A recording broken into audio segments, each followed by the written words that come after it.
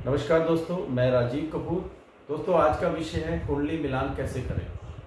दोस्तों, अक्सर देखा हुआ है कि हम अपने घर में लड़का या लड़की के लिए वर वधू देखते हैं तो हम सबसे पहले ये देखते हैं कुंडली मिलाते समय कि कितने गुण मिले। और अच्छे गुण मिलने के, अच्छे गुण का मतलब है 18 से ऊपर गुण मिला, मैक्सिमम 36 गुण मिलते हैं। और कई बार देखा गया है 36 में से 32 गुण मिलने के बावजूद मैरिड लाइफ अनसक्सेसफुल होती है। और ऐसा क्यों होता है भाई? पंडित जी ने तो बहुत अच्छी कुंडली मिलान किया था, बहुत अच्छे गुण मिले थे, उसके बावजूद भी अनसक्सेसफुल।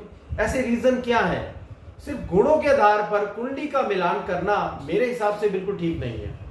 दोस्तों, प्रैक्टिकली हम इसी बात पर चर्चा करेंगे कि ऐसे क्या कारण होते हैं, क्या योग होते हैं, किस कारण मैरिड लाइफ सक्सेसफुल होती है, नहीं होती है। इन सब विषयों पर हम चर्चा करेंगे जिससे कि आप अच्छी तरह समझ सके कुंडली मिलाने से पहले हमें क्या इंपॉर्टेंटली देखना चाहिए।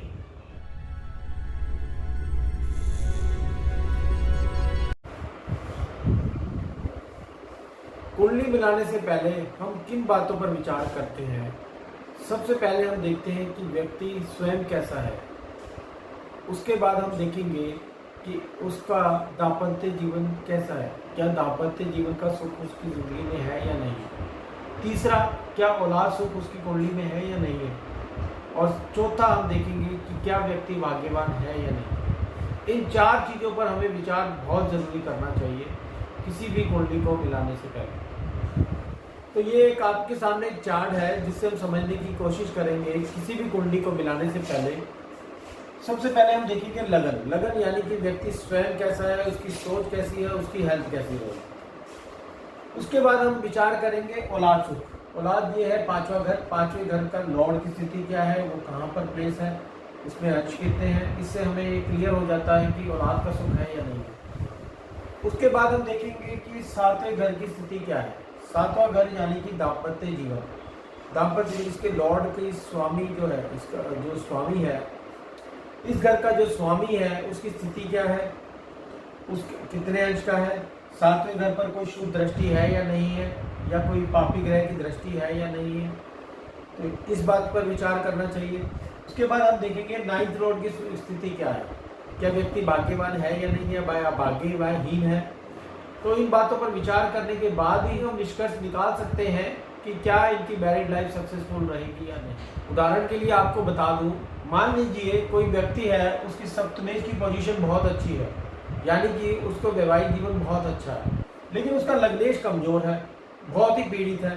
तो ऐसे व्यक्ति का ना तो मेंटली ठीक होगा, ना ही उसको हेल्थ वाइज ठीक होगा। तो ऐसे व्यक्ति के साथ शादी करने का क्या फायदा जो हेल्थ से ही ठीक ना रहे। या हम एक व्यक्ति का लग्नेश भी ठीक है और सप्तमेश भी ठीक है, लेकिन भाग्येश बहुत ही ज़्यादा बुरा है, पीड़ित है, उसकी हालत इतनी खराब है कि ये जिसके साथ बैठ जाए उसका भी तो भाग्य खा जाए। या ये तीनों चीज़ें हैं लेकिन औलाद सुख बिल्कुल नहीं है। तो सब कुछ होने के बावजूद अगर औलाद नहीं हुई है तो भी कोई फायदा नहीं। तो इसलिए इन चारों चीज़ों का विचार करना बहुत ज़रूरी है किसी भी कुंडली को मिलान करने से पहले। तो हमारे सामने 2 चार्ट हैं। ये दोनों ही चार्ट एक पति पत्नी के हैं जिनकी कुंडली मिलान के दौरान 36 में से 14 गुण मिल रहे हैं, उसके बावजूद मैरिड लाइफ बहुत ही सक्सेसफुल है। ऐसा क्यों है? देखिए, हम सबसे पहले नजर मारते हैं सप्तमेश पर। दोनों की ही सप्तमेश की पोजीशन बिल्कुल ठीक है।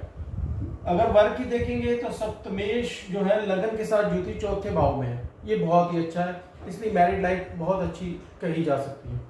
पत्नी बहुत ही अच्छी मिलेगी, गुणवान मिलेगी, इंटेलिजेंट मिलेगी। दूसरा, अगर हम लड़की की कुंडली में देखें तो इसमें 7th लॉर्ड बुध, यानी कि बुध जो है अष्टम में चला गया, ये अच्छा नहीं होता।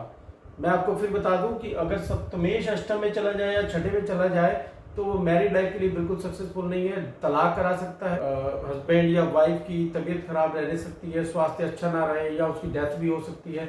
इस तरह के योग बनते हैं। लेकिन यहाँ पर आप देखिए, सप्तमेश अष्टम में गया हुआ और अष्टमेश सप्तम में गया हुआ, इसलिए राशि परिवर्तन योग है, तो ये वाला दोष इसको नहीं लगेगा। अब यहाँ पर लग्नेश की यहाँ पर है, लग्नेश की जो पोजीशन है वो सप्तम में बैठी है। अब सप्तमेश शुक्र और शनि के साथ है, तो शनि जहाँ बैठता है उस घर को सपोर्ट ही नहीं करता, उसको सुरक्षित रखता है बिल्कुल। तो इसलिए मैरिड लाइफ इनको दोनों की बिल्कुल ठीक है। अब दूसरी बात पे हम जो दृष्टि डालेंगे वो डालेंगे राशि। राशि अगर लड़की की देखेंगे, लड़की की राशि है कर्क और लड़के की राशि है कुंभ, दोनों ही आपस में मित्र नहीं है, इसलिए थोड़ी बहुत अनबन इनके बीच में जरूर रहेगी। तो हमारा जो मेन मुद्दा है वो ये है कि कम गुण होने के बावजूद मैरिड लाइफ सक्सेसफुल क्यों है। तो सप्तमेश दोनों के ही स्ट्रांग है, इसलिए इनकी मैरिड लाइफ बिल्कुल ठीक है। अब दूसरी चीज हम जिस पे ध्यान देंगे वो भाग्येश। भाग्येश लड़की का जो है नवमेश मंगल वहीं पर बैठा हुआ है, इसलिए लड़की बहुत ही भाग्यवान है। जिसके साथ भी बैठेगी उसका भाग्य दिन दुगनी रात चौगुनी तरक्की करेगा। और तीसरा लड़के का भाग्येश जो है 9th लॉर्ड बैठा है शनि चौथे घर में, ये भी ठीक है। और अब हम तीसरी जो चीज बहुत जो इम्पोर्टेंट है, हम पंचमेश पे नजर जरूर मारेंगे किसी भी कुंडली मिलाने से पहले, कि पंचमेश यानी कि औलाद एजुकेशन।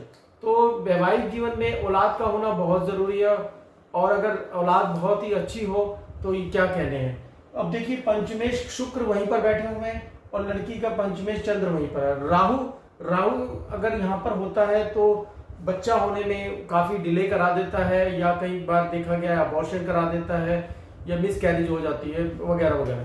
तो इस स्थिति में बच्चे का जो जन्म होगा वो लेट होगा, लेकिन चंद्र यहाँ होने की वजह से बच्चा जरूर होगा।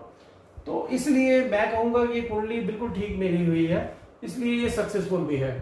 तो गुणों को हम इतना अहमियत नहीं देंगे। यहाँ पर प्रस्तुत है 2 चार्ट और, जिसमें मैं आपको ये समझाने की कोशिश करूंगा कि गुण कम मिले या ज्यादा मिले उससे फर्क नहीं पड़ता, क्या दाम्पत्य जीवन का सुख है या नहीं है, वो बहुत ही मायने रखता है मैरिड लाइफ के लिए।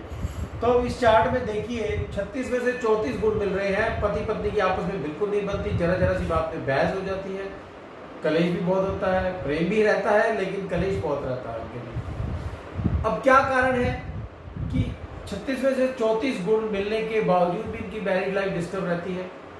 3 बार तलाक होने की नौबत आ गई है, लेकिन तलाक नहीं हुआ, फिर भी रह रहे हैं। अब क्या है इसका कारण, देखिए लड़के की कुंडली में देखिए शुक्र नीच का यहाँ बैठा हुआ है, जो उच्च दृष्टि सप्तम हाउस को देख रहा है। यहाँ पर बृहस्पति बैठा हुआ है, बृहस्पति अपने घर को देख रहा है, ये दाम्पत्य जीवन को बचा के रखा हुआ। अब लड़की की कुंडली में देखिए राहु सप्तम में बैठा हुआ है, जो मैरिड लाइफ को खराब कर रहा है, 2 विवाह होने के भी योग बनाता है, लेकिन मंगल अपनी राशि को देख रहा है, तो इसलिए शादी तलाक के रूप में कन्वर्ट नहीं हुई, इसलिए दाम्पत्य जीवन बचा हुआ है। तो सिर्फ मैं इससे ये कंक्लूजन निकलता है कि सिर्फ गुणों के आधार पर हम कुंडली मिलान नहीं कर सकते। हमें ये देखना जरूरी है कि क्या भाव से कुंडली आपस में मैच कर रही है या नहीं कर रही, तभी हम इस बात पर विचार कर सकते हैं कि मैरिड लाइफ सक्सेसफुल होगी।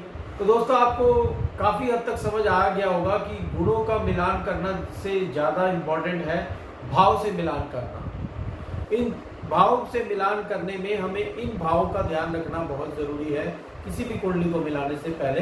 एक तो लग्नेश की स्थिति देखना, पंचमेश की स्थिति देखना, सप्तमेश की स्थिति देखना और नवमेश की स्थिति देखना। लग्नेश यानी कि स्वयं, पंचमेश मतलब औलाद सुख है या नहीं है, सप्तमेश जो सबसे इंपॉर्टेंट है, सप्तमेश अगर अच्छा है तो दाम्पत्य जीवन बहुत अच्छा रहेगा। अगर सप्तमेश ही डैमेज है, ये सारे भाव अगर अच्छी पोजीशन में है तो भी मैरिड लाइफ अनसक्सेसफुल रहेगी, क्योंकि सप्तमेश का सुख नहीं है, इसलिए सप्तमेश का सुख होना बहुत जरूरी है। इसके अलावा नवमेश भी देखना विचार जरूर करना चाहिए, क्योंकि नवमेश से ये क्लियर हो जाता है कि व्यक्ति आपके लिए या आप उसके लिए भाग्यवान है या नहीं है। क्योंकि अगर भाग्य के साथ अगर कोई आपके साथ जुड़ रहा है तो फिर सोने पे सुहागे वाली बात है। इनके अलावा भी 2 चीजों पर हमें विचार करना चाहिए कि व्यक्ति मांगलिक है या नहीं है। मांगलिक के लिए एक अन्य वीडियो में बनाऊंगा अलग से कि किस तरह का मांगलिक जो है उसके लिए वर या वधू मांगलिक ही चाहिए या नहीं, या ऐसा भी हो सकता है कि मांगलिक नहीं है तो भी शादी कर सकते हैं, नहीं कर, इसके लिए अन्य वीडियो बनाएंगे, वो जल्दी बनाने की कोशिश करूंगा मैं। इसके अलावा राशि अगर आपस में मित्र है तो क्या कहने हैं, और अगर राशि ही आपस में शत्रु है तो अनबन रहेगी, लेकिन इसका मतलब ये नहीं है कि मैरिड लाइफ को डाइवोर्स की तरफ कन्वर्ट कर सकता है या डैमेज कर सकता है मैरिड लाइफ को। राशि है इम्पोर्टेंट, वो सिर्फ स्वभाव आदमी के विचार आपस में क्या मिलते हैं। तो आशा करता हूँ दोस्तों ये वीडियो आपको अच्छा लगा होगा और आपको ये काफ़ी हद तक समझ आ गया होगा कि मैरिड लाइफ के लिए सिर्फ गुणों का मिलान करना ज़रूरी नहीं है, भाव से मिलान करना चाहिए। गुण को हम बाद में देखेंगे, पहले ये देखेंगे कि ये सुख उसकी कुंडली में है या नहीं है। तो दोस्तों आशा करता हूँ ये वीडियो पसंद आया होगा। जल्द ही एक नया वीडियो बना के लाऊंगा नए विषय के साथ, बिल्कुल अनुभव के आधार पर। तो आज्ञा दीजिए, नमस्कार।